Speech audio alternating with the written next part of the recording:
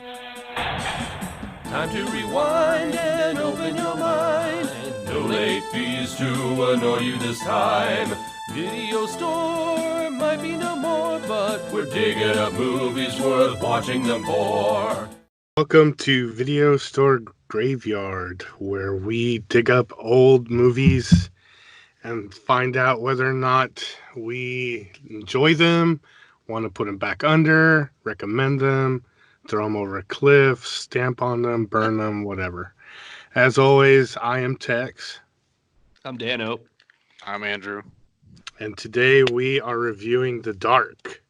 Now, there's a lot of movies that have the word "the dark" in them. This is The Dark from 1979, directed by John Bud Cardos, and a little bit of help from Toby Hooper. Apparently, he was uncredited according to IMDb, and starring William Devane, who you all know as William Devane, and Kathy Lee Crosby, Richard J. Cole, Keenan Wynn, Biff Elliott, who we'll talk about a little bit, Jacqueline Hyde we'll talk about, and none other than Casey Kasem, which I had no idea he was in any movie, much less some obscure horror movie. And Vivian Blaine, whose IMDb picture just makes her look very gorgeous. Indeed. So this movie is... long story short, and again, spoilers for anyone who hasn't listened to us before. This movie is about an alien that comes to LA in 1979 and kills people in a variety of ways, including with laser beams that comes out of its eyes and blows up people's heads like the Death Star. So with that being said, who would like to go first and start talking about The Dark? The Dark. Yeah, they okay. Dan, Andrew, you lead in. Oh, I'm just gonna be honest. I hated this fucking movie. I thought it was terrible. My number one problem is I think the lighting in general. Yes, this movie's called The Dark for two reasons. It's darkly lit and also very dark film. But mainly my complaint is, I guess I can't complain too much. This was shot in the 70s, so I'm sure they didn't spend very much money on it. So I can't be too hard on it. But yeah, a lot of the shots are very, very darkly lit, and I'm sure that there's a reason that they've said in interviews where they're like, oh, well, this is for atmosphere. To me, I didn't really find it that interesting, but, you know, maybe somebody will find the lighting very interesting and, you know, aesthetic and very deep. To me, I thought, it looks fucking stupid. Alrighty. Yes. Before anybody continues, I did want to say I thought that was stupid too, where they went like in the background. The door. Frosty thinks the movie's stupid. Okay. I'll let you go. Okay, so I do like what you said about the dark being dark. That was the first thing I actually cackled about while I was watching. Is like, I'm having a hard time seeing these people. Oh yeah, the name of the movie is The Dark. I will say I liked where it was trying to go, and it's a mangler. So this is your classic slasher setup with a twist. So the mangler is stalking the streets, and a detective is trying to track down who's committing these murders and killing these women, and why their heads are blown up or whatever. And they don't really do. It's funny thing is they don't talk too much about that part of it at first. You just know that there's a killer on the loose, but you're going to find out what's going on. I thought I enjoyed things about this movie. It's not a good movie. No, it is, but it's the exact kind of movie that you find in the graveyard. The fact that it doesn't have a Wikipedia page, but it does have about IMDb. Of course, when you go The Dark, you've got a list of like 8 movies that are called The Dark, and there's literature called The Dark, and music. The Dark. The Dark is a pretty.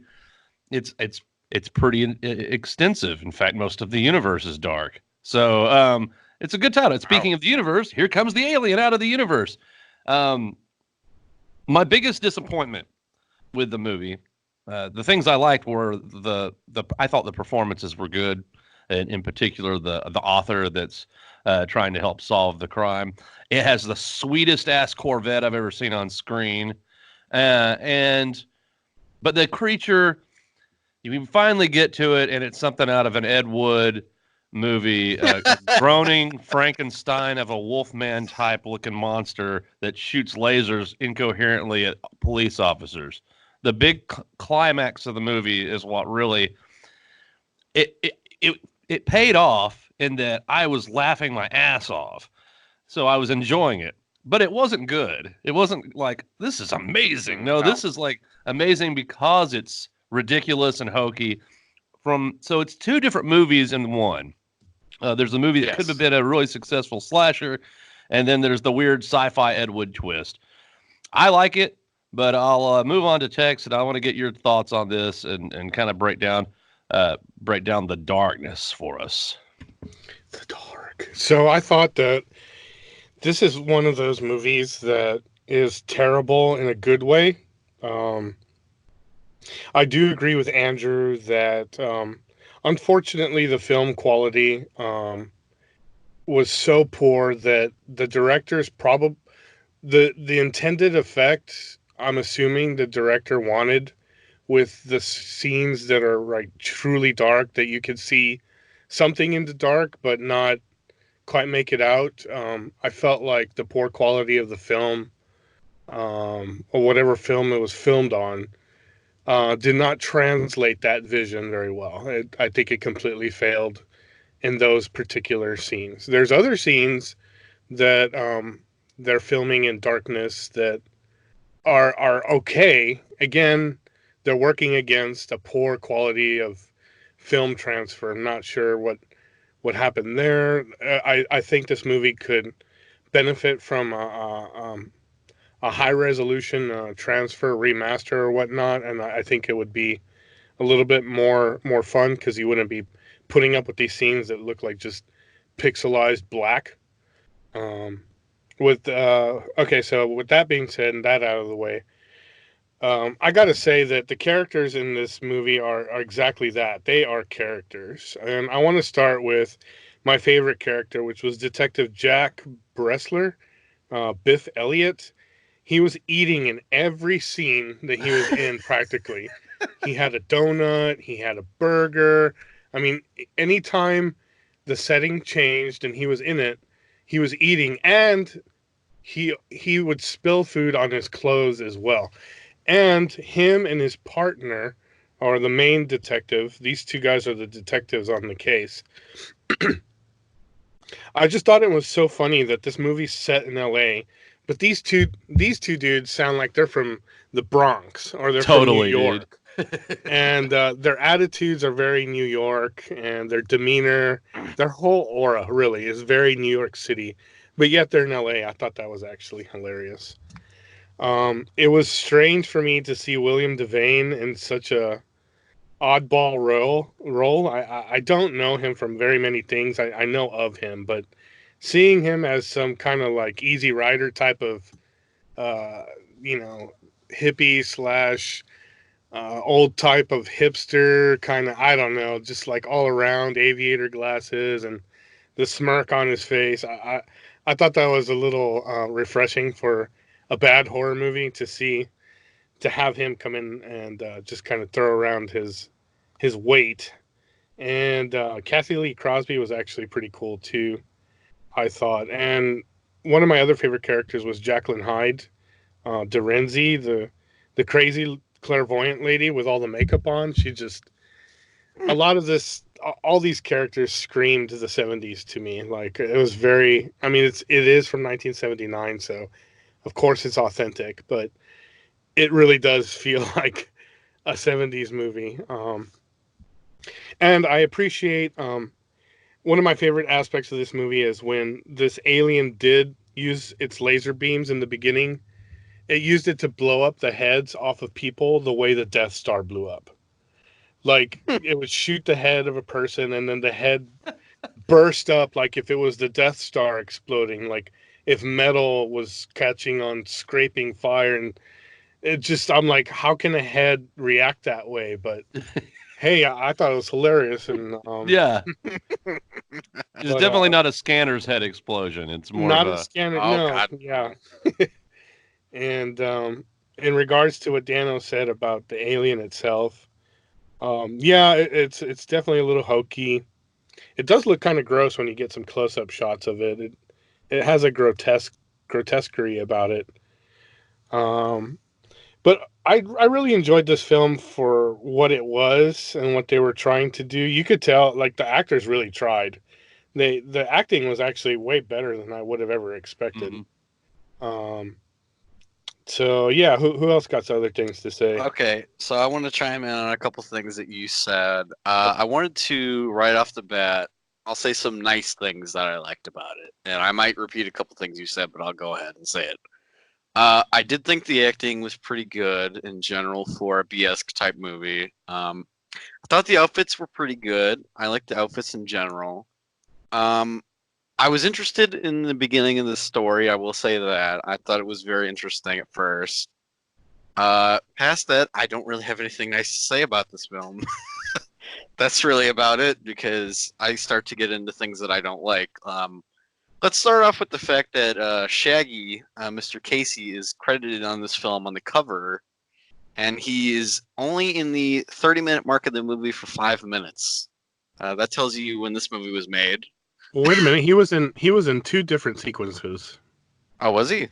Yeah. Oh, After that one where he did the presentation, right? He did a presentation, and then later him and his other lab partner, t- towards the end, leading up to the big finale that Dana was talking about. Him and his lab partner were there again, answering just like some more final questions to the New York detectives. wow. But you're right, he's Well, barely in it. But I think that his name being on there is because I mean it's Casey Kasem. well, because in the 70s at the time, Scooby Doo was like huge, and like his career was like at like 10 out of 10 at that point. There's a Well, lot So of I movies that do understand. that over the Casey years. Kasem's a lot more than Scooby Doo. Yeah, he's Yeah, more than just that. I don't want to like just credit him as Scooby Doo. He did a lot more with his career than He's Scooby an Doo. I don't icon want in to. an American institution. yes, that's Right, true. and he was a radio I know, host, and he I know was that they stamped everything. his name on there to bring credit. I mean, yeah, he's in it a little bit. They put his name on the main credits because he would draw people to watch the movie. That happens all the Correct. time. People put like Arnold Schwarzenegger has a cameo in a movie, and they're going to put him in the front of the movie. I mean, it's just one of those things. I'm not Right. comparing Casey Kasem to Arnold Schwarzenegger. That's a very weird comparison that I never now will be able to unthink of. Um, all right, am I the only one that saw the Sweet Vet? You know I, what? No, I did. I I saw it. mean, I just thought it was a Corvette. Other than that, I mean, it's like I didn't, it didn't give me a hard on or anything. Well, clearly you're not as into 70s Stingray Corvettes as I am. But It was a dude, cool yeah, car. I mean, it was yeah, cool. yeah. I mean, it I was one mean, of those things. Yeah, you got to have you got the cool author driving in the cool car and being the cool character throughout the movie. In fact, I mean, He really eh, was. he he was though. he's able to take down the alien that shoots laser beams out of its eyes by just lighting it with a. Why didn't anybody think just set it on fire with a torch? It works for all the other old monsters. And then Mm, evidently it turns them into vapor in like a split second. It's like setting off a firework. 1 second it's on fire, the next, Fatum! I Like do a want little to say mini that mushroom cloud. that ending sequence that you spoke of. So the alien is pretty much just shooting laser beams at all the police officers, and there's a lot of police. There's like dozens and dozens of police officers, and it's this big battle. And I actually was very entertained by that because, I mean, this alien's shooting a bunch of police officers, and the special effects are like they're trying really hard, but it looks terrible. It's funny, but then you're like, oh wow, there's a stunt, and it was I wasn't I didn't know what to Yeah. expect with this movie, but I was not expecting some of the things that I did see. I really did enjoy the last sequence. I don't want it to be said I didn't. It's just that's where it solidified this movie It's two very different movies at different times, and that's like, it's like when you're watching, that feeling now that you're a big fan of Black Christmas now, Tex, when you watch it and you get this is incredible slasher, just so well made. You get that feeling from it, and then Yep. but this is like if you're watching that movie or something you think is going to be that movie, and then all of a sudden it's a Godzilla monster movie. You know what I mean? Which is also good, but for me, I guess I gave me whiplash. I was seeing two different things at once. Both good, but when you're expecting one, it's like eating a slice of apple pie and realizing it's pepperoni pizza. Ah, Interesting comparison. Yes. I do want to make a shout out to Philip Michael Thomas as well, because he makes a brief cameo in this movie. And for those of you who don't know who he is, he's Crockett from Miami Vice, right? Crockett. He's not Sonny, right? Correct. Right. And so he makes a brief appearance that's very racially charged. And I actually enjoyed his scene because of the racially charged humor in it. That was one of my favorite scenes because I want to talk about that when you're done, but yeah. Go ahead, I'm done. This movie clearly is dated to the 70s because, okay, I don't know how you guys are going to feel about this, but they think the word honky is offensive to white people? I thought that was very interesting. I think back then, maybe. I don't know. How do you guys feel about it? Because I don't really feel that way about it. Because the way he says it's supposed to be offensive, but I don't know how you feel about that. Well, at the time it was being used as that. It was the alternate word, and I did like I know which scene you're talking about, Tex. I really appreciated that scene. I thought it was pretty great. It was funny, and his response to the police officers being there was spot on and great, and totally 70s, and totally places that movie well where it is. And I thought that was great sequence there. So there was surprisingly one of the better action scenes too. So there's a surprisingly lot of social commentary in this movie that they threw in, with that racially charged scene, some stuff about gay people, the way they treated women, the way men acted, just like there was a lot of like stereotypes and just kind of fleshed out commentary on the time, like the hookers and the pimps, just all sorts of things that they just kind of threw in there like salt and pepper. I thought it was humorous whenever stuff like that came up, and I'm always a fan of social commentary, especially for old movies. And that sweet Corvette. Oh my. I do want to say, during that racially charged scene, the guy with the purple hat was totally killing it while he was wearing it. It looked like a good hat. Wasn't that Philip Michael Thomas? I think it was. Right. Yeah, it was a really nice hat. I know how much you like your hat. To buy it. We'll get you a purple hat. That's what that will be the good thing for you that came out of this viewing is that you saw. We now know the thing that Andrew really likes about this movie. Okay, it's the purple hat. I will say, I will say, Dano, and Tex likes a lot more than that. I will say, Dano, I will add to the positive things. When they were shooting cars during the day, they did look very nice, and I saw the Corvette, and I was like, you know what, Dano would probably like this Corvette. What happened during the review? Dano likes the Corvette. Really? You know me so well. And you could really see it because it was in the day. It was in the day. You could see it. And I will say the night scenes are very dark. But anyway, who wants to start with the unless y'all want to break it down some more? But I've got my little review thingy handy here. Excuse me. We'll go right ahead then. Well, righty. And y'all can feel free to discuss more. But I just wanted to go ahead and shoot my little vote up. I'm going to throw out a single-digit horn for this. In that it was right on that barrier of, I don't know whether this is one that I want to recommend or not, but then it totally is one I want to recommend because this is the exact kind of movie that anybody listening to this, if you're looking for something that's kind of a weird off gem, like kind of just amazed that this movie somehow survived and got made. This is that movie, The Dark, 1979. Obviously had many production flaws to it that they tried, but they were able to get this movie out. It's one of those movies like Deathbed, except it's better than Deathbed. It's better than Deathbed. See, that's what we can say. That should be the tagline. I knew it. The See, Dark. I knew we were going to bring that up when we were talking about this The movie. Dark I knew it. Better Really? than Knew it. Deathbed. So anyway, But yes, one it's horn. better than Deathbed. Better than Deathbed. Musically, physically, everything better. So one horn for Dano. Uno. Okay, I'll go next. I was teetering on giving this a 0 horns, like no horns up at all, or a horn. And the more I think about it, there's things I like about it pretty decently. I like the acting. I like the setup. I think it's an interesting little concept, and I can't be mad. It's not a terribly long film. It's a nice little film you can enjoy. You know, get some friends around the campfire. You know, watch it while you have some drinks. You know.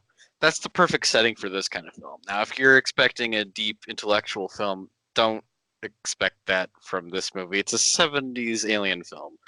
I give it 1 horn up because they clearly gave a shit about it.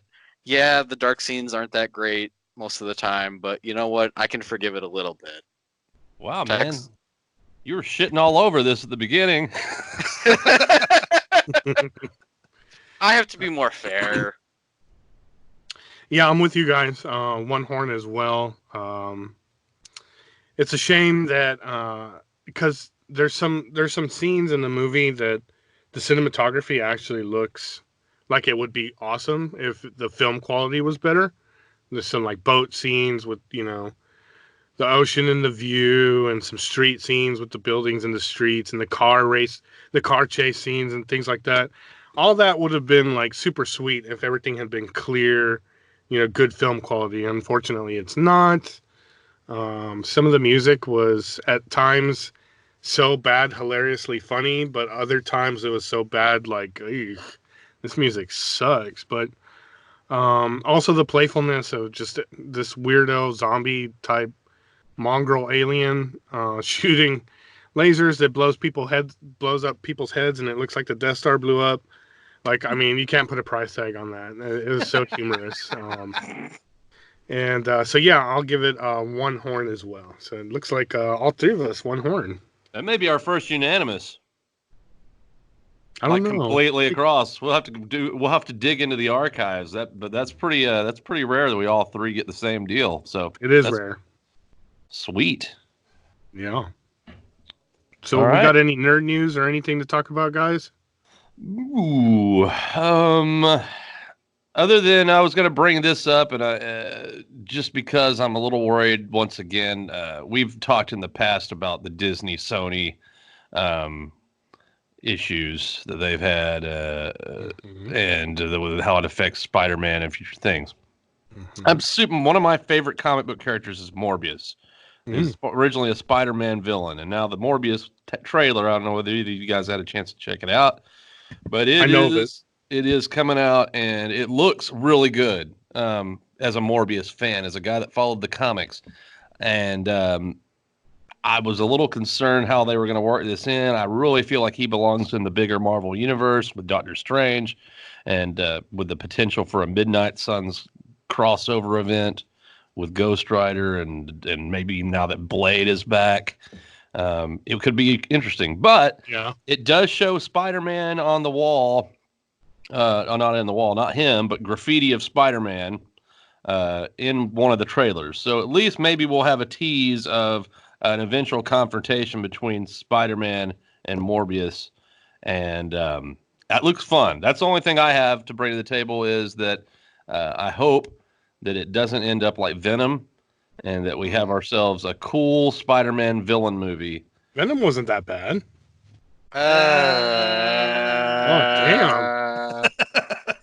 I don't like don't what they know, did to his man. character. His whole origin is based upon the symbiote suit of Spider-Man's that he got in the Secret Wars. If you create Venom in a lab, you ruin the entire notion of what makes that character connected to Spider-Man. And it's the animosity of the suit for being rejected that once it takes over Eddie Brock, he becomes a Spider-Man villain because Spider-Man tossed him away. And it's crucial to the crux of one of the best Marvel supervillains of Spider-Man's. That's my main beef. It's reader's lament, as they call it. When you read the book and the movie's not the same, that's what it is for me. I don't know how well it is. I need to give it an opportunity to watch it, but I have a hard time. You haven't watching even it. seen it? I've seen the movie, so I can't do it. I can talk about it. You haven't even seen it? I just assumed with that whole rant he just went on that I'm like, Well, obviously, damn. Hold on, I think I can discuss it a little bit more since I've actually seen it. I know, but the point is, Oh, I can't discuss it because I haven't seen the movie. Go ahead. What do you got to say, Andrew? Oh, I thought that movie sucked. I actually agree with everything Dano said. Seeing the movie, I don't think it was a very well executed film. I think the CGI was pretty terrible. I'll say Tom Hardy did a pretty good job, and he was putting in a good performance. The actors were giving it their best. Didn't really care for the story. Didn't care for the way they rewrote the movie to not include Spider-Man. That was pretty stupid. The special effects at certain points were pretty good, so that's something positive I can say. Effects look pretty And cool to me. I will say the action made me entertained, and I was not bored. But I just at the end I went, this was kind of dumb. But you know what? I wasn't bored. I did kind of cringe, and I'm sorry, I'm gonna spoil this. I don't care. The movie's been out for a while. Go ahead. When it got to the end credits, and I forgot his name. I think it's Woody Harrelson comes out with the terrible looking ass wig that's orange or something like that, and he goes at the end and he says, "There's gonna be carnage." I just left the theater. I walked away. What was the end of the movie? Of course you walked away. That was. I thought that was dumb. I walked away angrily. Well, I mean, like Daniel mentioned before, Sony is calling the shots on this part of the universe. It's very unfortunate. Yeah, Sony, if you can hear us, it's unfortunate that you have this much control over a part of the Marvel universe. Shame on you for hoarding good stories that you're kind of screwing up every once in a while. Shame on you, you greedy bastards. But, you know, with that being said, I enjoyed Tom Hardy's difficult role. I mean, I can't imagine how hard it would be to keep up with dueling personalities in your head that you had to act out loud vocally. I found those scenes to be like naturally awkward in good ways, and also very, very, very funny. Just a lot of funny sequences when he's Okay, battling that. That's something I didn't battling bring up. himself. You know, that's no CGI, no crazy action sequences, just him battling himself in his mind I mean, he's battling Venom, but you know, as an actor, he's acting all that out, trying to make us believe it. And I thought he did a pretty good job on that. Yeah, some of the special effects weren't that good. And yeah, it would have been better if it stuck more to the Spidey origins. But I've already accepted that Sony's just kind of crapping on stuff. So, I mean, what else can we do?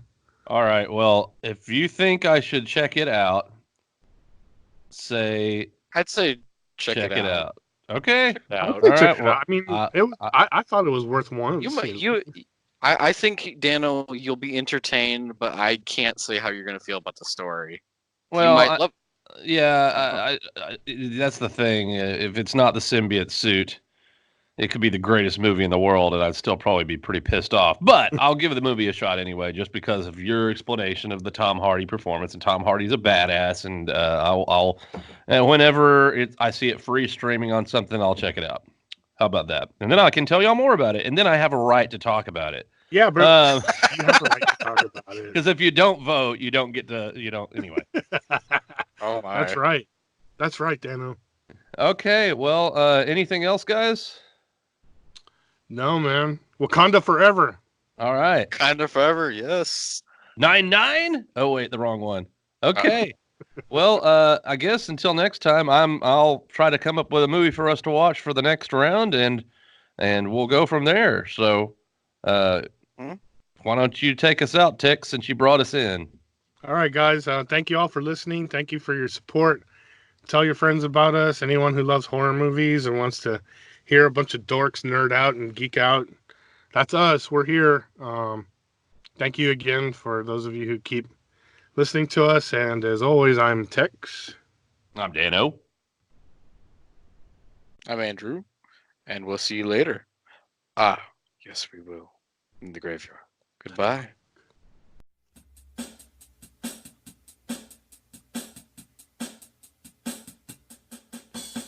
Time to rewind and open your mind. No late fees to annoy you this time. Video store might be no more, but we're digging up movies worth watching them for. Time to power up the VCR. Headed to the graveyard of films near and far. Watching the strangeness we find on the way. Three crazy friendos with plenty to say. Come on our journey if you're so inclined. Leave sanity, hope, and good taste behind. Life isn't easy, but whatever is. Video store graveyard is open for biz. Time to rewind and open your mind. No late fees to annoy you this time. Video store might be no more, but we're digging up movies worth watching them for. Time to rewind and open your mind. No late fees to annoy you this time. Video store might be no more, but we're digging up movies worth watching them for.